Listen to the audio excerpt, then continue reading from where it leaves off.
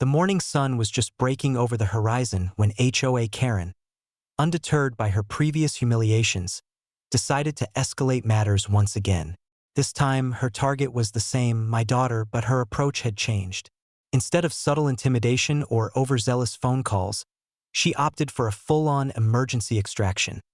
Convinced she could summon the authorities to forcibly remove a child from her own father's ranch, Karen dialed 911 with that familiar sense of righteous certainty.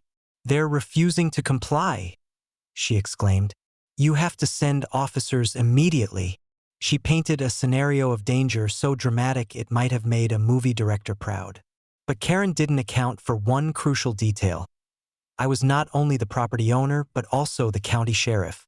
Her narrative, so confidently delivered, was about to unravel spectacularly. As the dispatcher relayed her frantic call, I arrived at the scene, walking calmly through the gate. My badge gleamed in the sunlight, and my presence alone shifted the balance of power. Karen's eyes widened as she finally recognized me, her self-assured stance faltering. She stammered, trying to explain the emergency, waving her arms as though motion could magically grant her authority over the law.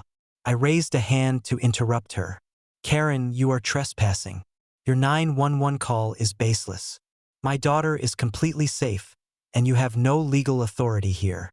The deputies arrived shortly after, anticipating a high-stakes removal operation. Instead, they found themselves facing the county sheriff calmly stating the facts. They exchanged incredulous glances, suppressing smiles as Karen's credibility disintegrated in real time. Her face flushed red with anger and embarrassment, and her voice rose higher with every word.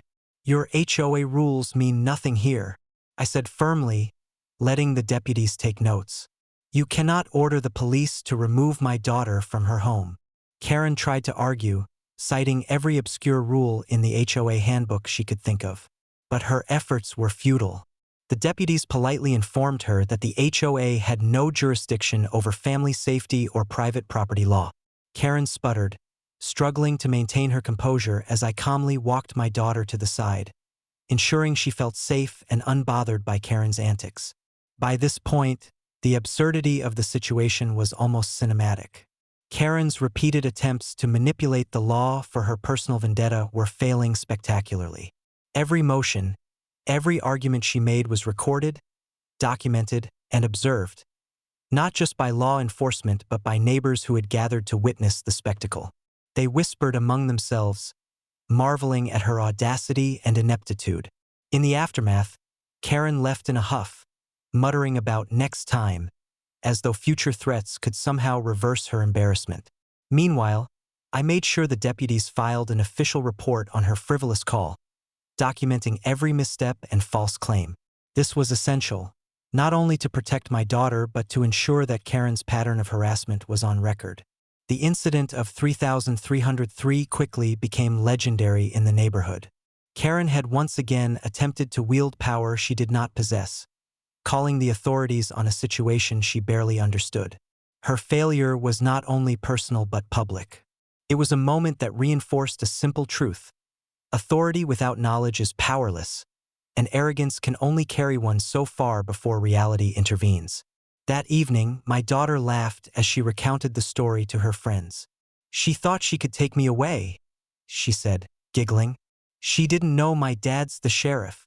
We laughed too, knowing that Karen's audacity had been matched only by her ignorance. 3303 became more than just a story.